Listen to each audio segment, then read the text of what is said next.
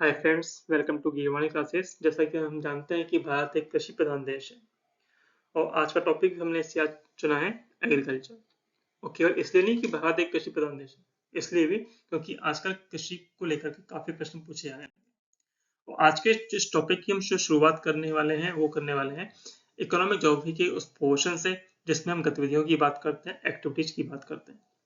तो activities economic geography में जिसने भी इसका भी ध्यान से देखा है तो वो सब जानते हैं कि जो एक्टिविटी है इसमें तीन डिपार्टमेंट में ज्यादातर ध्यान दिया जाता है, प्राइमरी, सेकेंडरी और टर्शरी एक्टिविटीज को लेकर के।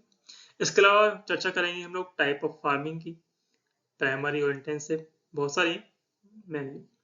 इसके अलावा सबसे इंपॉर्टेंट चीज जो यहाँ पे हमने नोटिस करने की कोशिश की है, यहाँ पे जो फोकस किया गया है वो है नेम ऑफ शिफ्टिंग कल्टीवेशन कि शिफ्टिंग कल्टीवेशन क्या है।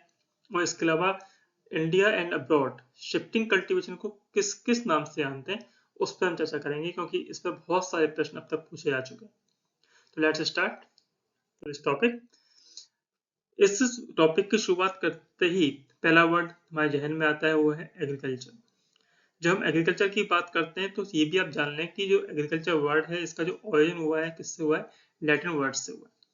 लैटिन वर्ड्स की हम बात करें तो ये भी आप समझें कि लैटिन वर्ड्स में जो वर्ड है एग्रीकल्चरा, इसको दो भागों में बांट सकते हैं एग्रीकल्चरा को। एक तो एग्री, ओके, और सेकंड क्या है, कल्चरा।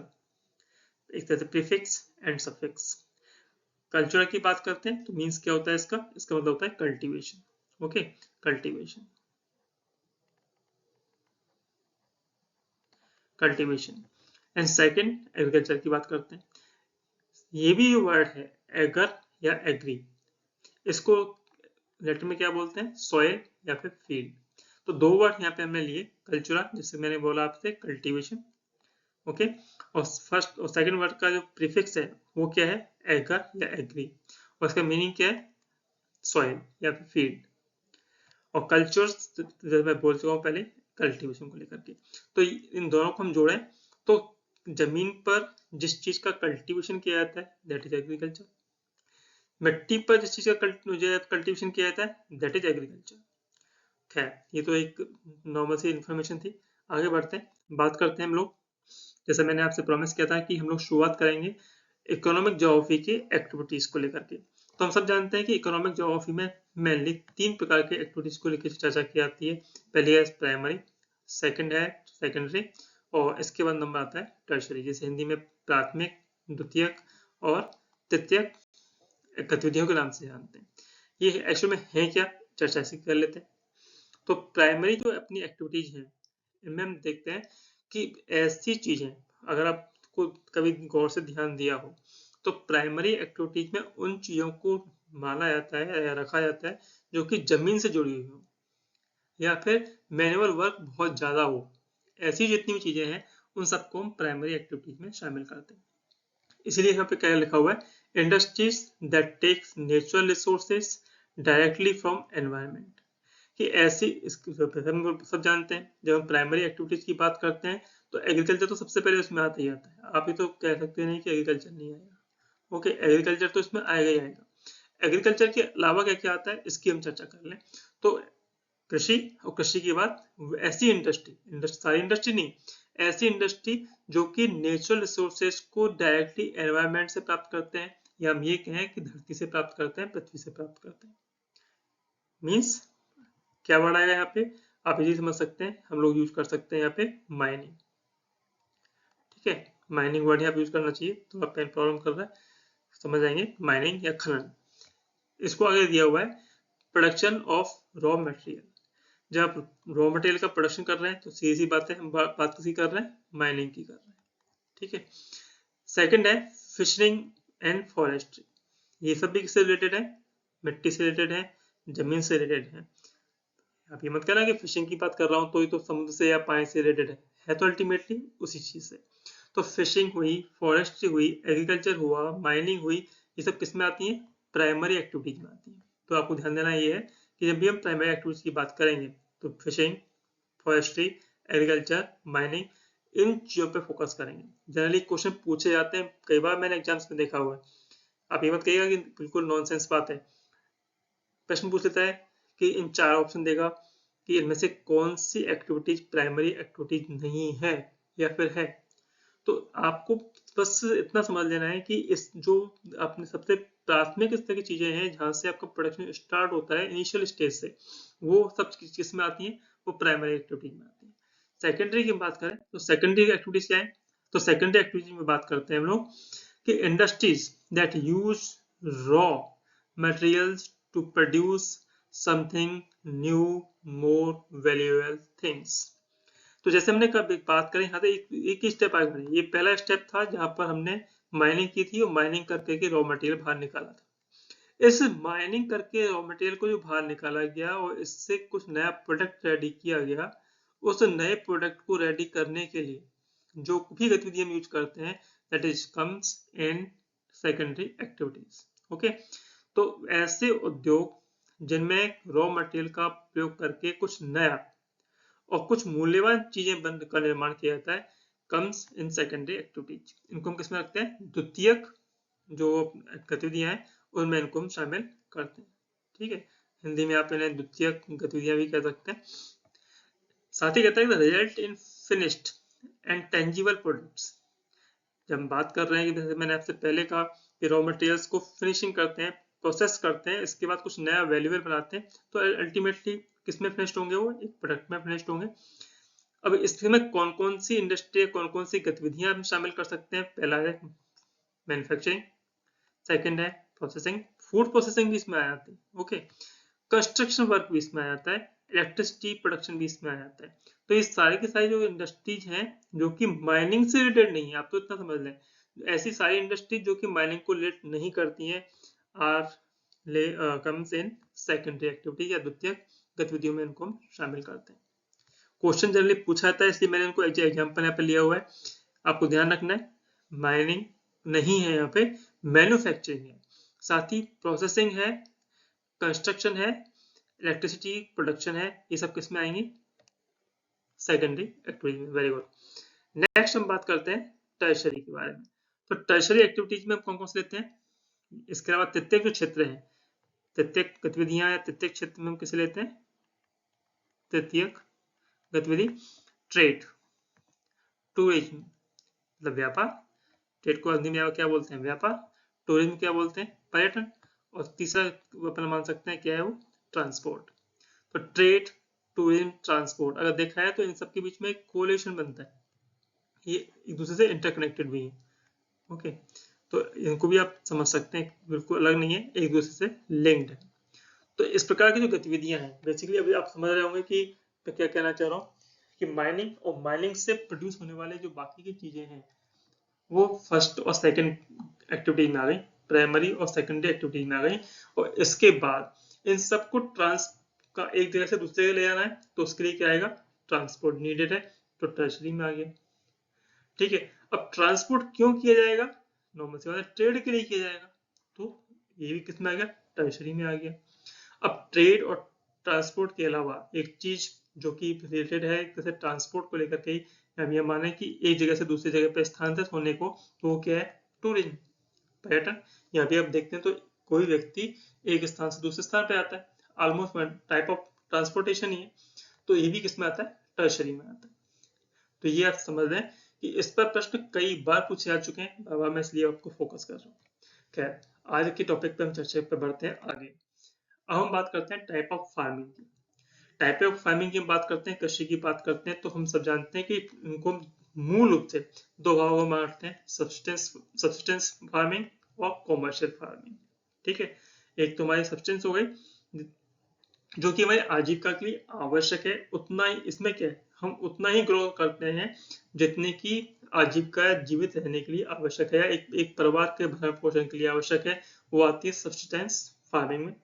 कॉमर्शियल फार्मिंग जिसे हम व्यापारिक कृषि के नाम से जानते हैं, आप समझ सकते हैं इजीली कि इसमें काफी मात्रा में उपज पैदा होती है और जनरली इसका ट्रेड होता है।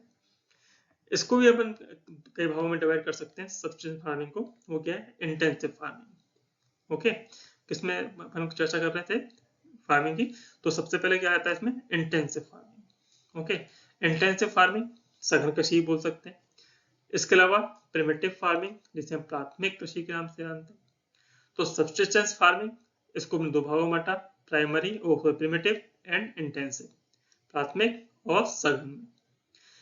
प्रिमिटिव को फिर वापस से हमने दो भागों में बांटा, एक है शिफ्टिंग कल्टीवेशन, दूसरा है नॉर्मेटिक हार्डिंग। अब नॉर्मेटिक हार्डिंग को हमने प्रिमिटिव में ही रखा हुआ है।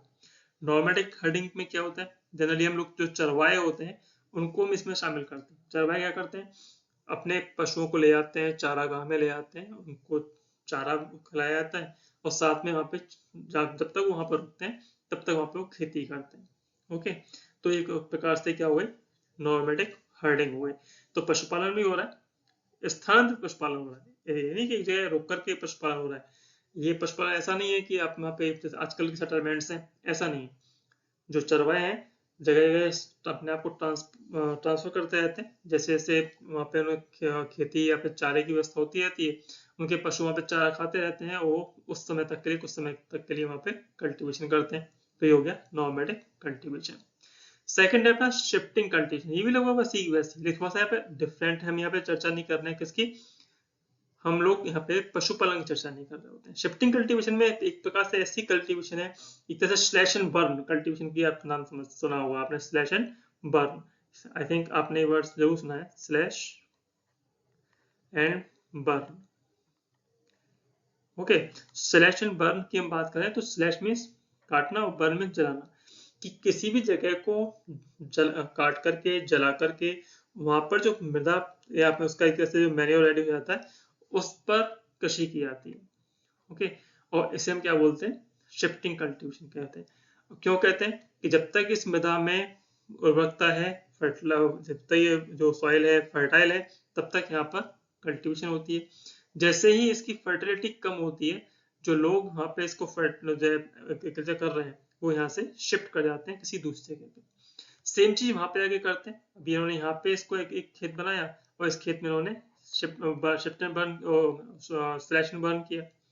जब यहाँ की फर्टिलिटी कम हुई तो यहाँ से उठ के दूसरी जगह पहुंचे, यहाँ पे एक उन्होंने चूज किया एक एरिया, यहाँ पे इसको काटा, स्लैश किया एंड देन बर्न इट। और बर्न होने के बाद इसमें से जो भी राख बनी, इस राख को थोड़ा सा उन्होंने दबाया और इसके बाद होगा करने के बाद यहाँ पे सीडिंग की और अल्टीमेटली स्टार्ट क्रॉपिंग। फिर इसके बाद क्या होगा, जब यहाँ की फर्टिलिटी कम होगी तो दे विल गो है फॉर अनदर डेस्टिनेशन। तो इस बात से अंतर आपको देखने को मिलता है। कॉमर्शियल की बात करें तो कॉमर्शियल ग्रेड में तीन भाग हैं। जैसे मैंने पहले कहा था कि आज का जो हमारा टॉपिक रहेगा बेसिकली किस पे रहेगा, शिफ्टिंग कल्टीवेशन पे रहेगा, तो ज्यादा इस पे चर्चा हम नहीं करेंगे। तो इसको हम तीन भागों में डिवाइड कर सकते हैं, commercial grains, mixed farming and plantation agriculture. इन सबके बारे में हालांकि मोटा मोटी जानकारी आपको सबके पास है। कॉमर्शियल ग्रेन्स की हम बात करें तो हम अनाजों को उपजाते हैं, गेहूं हो गया, ज्यादातर चावल हो गए, ऐसे अनाजों की एक बड़े स्तर पर कल्टीवेशन होती है। इसको हम मानते हैं किसमें, कॉमर्शियल ग्रेन फार्मिंग में। मिक्स्ड फार्मिंग में दोनों प्रकार की फार्मिंग होती है, साथ में यहाँ पे पशुपालन भी होता है, दैट इज मिक्स्ड फार्मिंग।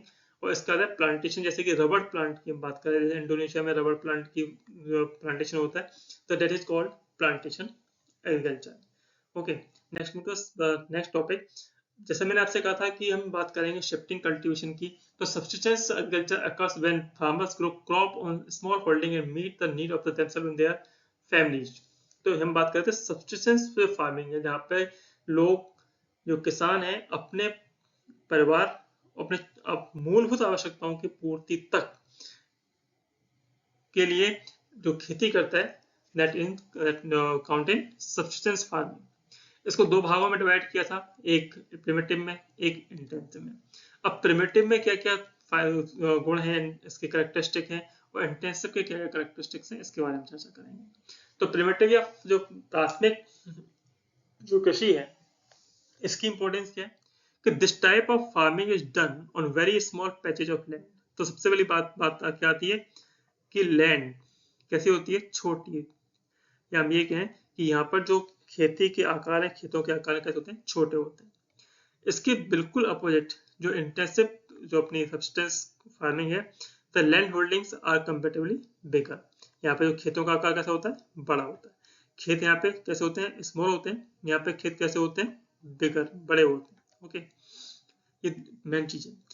इसके अलावा हम बात करते हैं कि इसमें जो टूल्स यूज किए जाते हैं, तो कहता है कि प्रिमिटिव फार्मिंग में हम अपने जो मूल जो पुराने समय से चले आ रहे जो हमारे औजार हैं, चाहे कुदाली है, फावड़ा है, हल है, इनका ही हम प्रयोग करते हैं किसमें, प्रिमिटिव कल्टीवेशन में। जबकि इंटेंसिव कल्टीवेशन की हम बात करते हैं तो हम लोग यूज करते हैं केमिकल फर्टिलाइजर्स का, हाई यील्ड वैरायटी सीड का, जो कि अधिक उत्पादकता प्रदान करते हैं, ऐसे बीजों का हम यूज करते हैं, मशीन्स का यूज करते हैं जहां कभी इसकी आवश्यकता होती है। तो बिल्कुल ऑल टुगेदर चेंज हो गया मटेरियल। यहाँ बिल्कुल ऐसी कृषि की बात कर रहे हैं जो बहुत पहले से लंबे समय से या आदिकाल में हुआ करती थी, जब एग्रीकल्चर शुरू हुई थी उसके जस्ट आसपास। तो ये प्रिमिटिव ही कहलाएगी। इसमें जो ग्रो होगा, जो उपज होगी, वो भी कैसी होगी, कम उपज होगी। यहाँ पर उपज होगी क्योंकि हमने क्या यूज किया है, हाई यील्ड सीड्स यूज किए हैं, हम लोग केमिकल और फर्टिलाइजर्स का यूज कर रहे हैं, मशीन्स का यहाँ पे यूज कर रहे हैं, तो यहाँ पे जो यील्ड होगी कैसी होगी आपकी, वो भी कैसी होगी, हाई होगी। मीन्स आपका जो क्रॉप प्रोडक्शन है, वो कैसा होगा, हाई होगा। Okay. Third, the agriculture is dependent on rainfall and natural fertility of the soil. जैसा मैंने पहले कहा था, हमने स्लैश एंड बर्न की हमने बात की थी, तो मैंने आपसे कहा था कि डिपेंड किस पे करता है, रेनफॉल पे। नॉर्मल सी बात है, जैसे हम सुबह कर चुके हैं कि कोई भी एग्रीकल्चर है वो डिपेंड करता है तापमान पे, टेम्परेचर पे। सेकंड किस पे करता है, रेनफॉल पे। ठीक है, इसके अलावा बहुत सारी चीजें और फैक्टर काम करती हैं, जिसमें से क्या है, सॉइल। और सॉइल की भी क्या, फर्टिलिटी। इस फर्टिलिटी की हम इतनी देर से बातें कर रहे हैं, फर्टिलिटी की पे ही सब कुछ हो रहा है। तो यहाँ पे कहता है कि agriculture is dependent on rainfall and natural fertility of soil. जो प्रिमिटिव फार्मिंग है इसमें कुछ वो दिमाग नहीं लगाते कि जब तक सॉइल में फर्टिलिटी है, they continue their cultivation that particular land. यहाँ पर बिल्कुल उल्टी कहानी है। जब हम इंटेंसिव की बात करते हैं तो कहते हैं means of irrigation like tubewells, canals are used. तो पहली बात उन्होंने क्या कहा था कि डिपेंड किस पे है, रेनफॉल पे। यहाँ पर डिपेंड रेनफॉल पर नहीं है, लेकिन if there is scarcity of water they will use canal, tubewells for irrigation. Okay. Second वो कहता है कि they are totally depend on natural fertility of the soil. मिट्टी में जितनी फर्टिलिटी है उसके अकॉर्डिंग ही उनकी क्रॉप होगी, लेकिन यहाँ पे वो डिपेंड नहीं है। इंटेंसिव की हम बात करते हैं तो क्या कहता है वो कि इंटेंसिव में क्या होता है कि soil fertility is also increased by the use of fertiliser. जब वो फर्टिलाइजर और उर्वरक का यूज करेंगे तो नॉर्मल सी बात है भैया, क्रॉप तो बढ़ेगी। ठीक है, तो यहाँ पे क्रॉप यील्ड बढ़ती है। ओके, यहाँ पे क्रॉप यील्ड क्या होगी, कम होगी। तो कई चीजें हो गई यहाँ पे हम देखें तो, कि एक तो क्रॉप यील्ड कम हो गई। क्यों हो गई, साथ ही वो कहता है कि यहाँ पे जो अपना लैंड एरिया है वो भी कैसा है, कम है। मेहनत यहाँ पे देखा है तो जनरली ज्यादा हो रही है, यहाँ मेहनत कंपेरेटिवली कम हो रही है। यहाँ पे यील्ड आपको कम मिल रही है, यहाँ यील्ड आपको ज्यादा मिल रही है। यहाँ पे आप कम मॉडर्नाइज है, यहाँ पे लीस्ट मॉडर्नाइज है, यहाँ पे आप मॉडर्नाइजेशन की तरफ बढ़ रहे हैं या बढ़ चुके हैं। तो इतना कुछ चेंज यहाँ पे आपको देखने को मिलता है प्रिमिटिव और इंटेंसिव में। वो भी कहाँ, जब हम बात कर रहे होते हैं सब्सिस्टेंस एग्रीकल्चर की। ओके, नेक्स्ट पे बात करते हैं कि जब हमने बात की स्लैश एंड बर्न कल्टीवेशन की, जिसे हम लोग स्थानांतरित कृषि के नाम से भी जानते हैं। ओके, तो अलग अलग भारत के भागों में और वर्ल्ड में अलग अलग क्षेत्रों में इसको अलग अलग नाम से जाना जाता है। और मैंने आपसे पहले भी कहा था कि इस पे बहुत सारे प्रश्न अब तक पूछे जा चुके हैं। एक वर्ड है जनरली जो सब जानते हैं, वो है क्या है, झूमिंग। झूमिंग पे प्रश्न आता है, आपके पास जवाब होता है नॉर्थ ईस्ट स्टेट में ज्यादातर जो स्लैशिंग बर्निंग है या फिर स्थानांतरित कृषि है, शिफ्टिंग कल्टीवेशन है, उसे हम झूमिंग के नाम से जानते हैं। ओके, इसके बाद दो चार वर्ड्स जो अब तक मैंने कलेक्शन कर चुका हूँ, उनमें से लेकर के आप जो इम्पोर्टेंट है उनको यहाँ पे मेंशन किया है। पहला है पामलाऊ। ये पामलाऊ कहाँ पे है, मणिपुर में। सिर्फ नाम है, तरीका वही है, प्रिमिटिव है, सबके सब कैसी है, प्रिमिटिव फार्मिंग है। शिफ्टिंग कल्टीवेशन है, ये भी ध्यान रखना है। सबके सब किसकी बात कर रहे हैं हम लोग, शिफ्टिंग कल्टीवेशन की बात कर रहे हैं। शिफ्टिंग कल्टीवेशन की बात कर रहे हैं, जिसे हम जनरली किस नाम से जानते हैं, झुमिंग के नाम से जानते हैं। मणिपुर में हम किस नाम से जानते हैं, पामलाऊ। छत्तीसगढ़ में ऐसे हम क्या बोलते हैं, दीपा। छत्तीसगढ़ में क्या बोलते हैं, दीपा या दीपा। अंडमान निकोबार की बात करें तो यहाँ भी सेम चीज है। तो दो वर्ड आपको यहाँ सेम मिल रहे हैं। पहला है छत्तीसगढ़ और दीपा, जो कि कहाँ पर मिलता है आपको, छत्तीसगढ़ में और अंडमान निकोबार में। इसके बाद एक और वर्ड है बेवर या फिर दैया।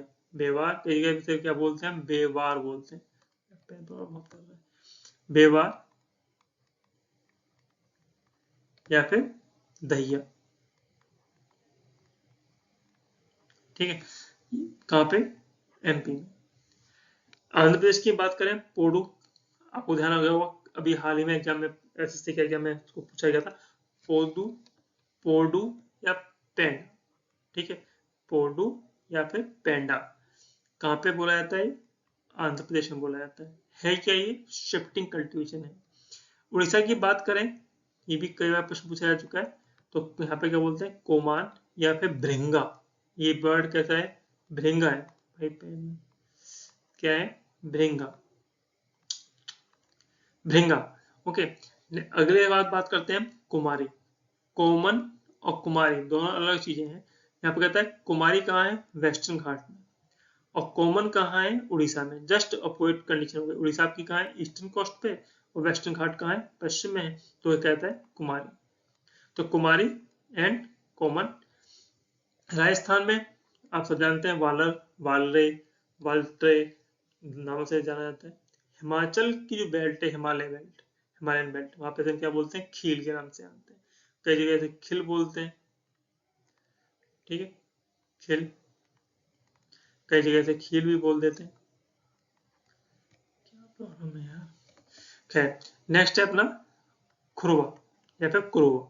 ये कहाँ बोला जाता है, झारखंड में बोला जाता है। ये तो हमने बात की इंडिया की। अगर हम वर्ड्स की बात करें तो मैक्सिको और सेंट्रल अमेरिका में ऐसे हम बोलते हैं मिल्पा। आई थिंक सबसे ज्यादा पूछे जाने वाला प्रश्न रहा है अब तक, मिल्पा और कोनको। मिल्पा कहाँ बोला जाता है, मैक्सिको और सेंट्रल अमेरिका में बोला जाता है। जबकि वेनेजुएला में से क्या बोलते हैं हम, कोनुको के नाम से जानते हैं। कोनुको हिंदी में समझ में आ गया होगा, पेन थोड़ा प्रॉब्लम कर रहा है। ब्राजील की हम बात करें तो रोका। मैं बाबा कह रहा हूँ, ये मेरे वो है जो मैक्सिमम पूछे जाने वाले नाम है। मैक्सिको और सेंट्रल अमेरिका में मिल्पा, वेनेजुएला में कोनुको, ब्राजील में रोका, और सेंट्रल अफ्रीका की हम बात करें तो मसोले, ठीक है, सेंट्रल अफ्रीका में मसोले। इंडोनेशिया की बात करें तो लदांग, और वियतनाम में रे। तो रिपीट कर देता हूं मैं, Mexico milpa MM, Venezuela VC, vice chancellor नहीं है लेकिन वेनेजुएला कोनुको। ब्राजील की बात करते हैं रोका। यहाँ पे आपकी ब्राजील में आप जानते हैं कॉफी बहुत सारी मिलती, तो इसके यहाँ पे बात कर रहे हैं ब्राजील रोका। मध्य अफ्रीका में बात करें मसोले। इसके अलावा इंडोनेशिया की बात करें लदांग, और वियतनाम में रे। तो ये हमारे पास कुछ नाम ऐसे हैं जो कि एग्जाम में अब तक कई बार पूछे जा चुके हैं, मैक्सिमम पूछे जा चुके हैं, उसकी चर्चा हमने यहाँ पे की। आज का वीडियो मुझे लगता है आपको काफी अच्छा लगा होगा। अगर आपको अच्छा लगा है तो प्लीज इसे आपको लाइक करना है, सब्सक्राइब करना है, जिससे कि हम थोड़ा बूस्ट होंगे। किसे करना है, हमारे ये वाले क्लासेस को। ओके, मिलते हैं नेक्स्ट वीडियो में। Till then have a nice day, thank you.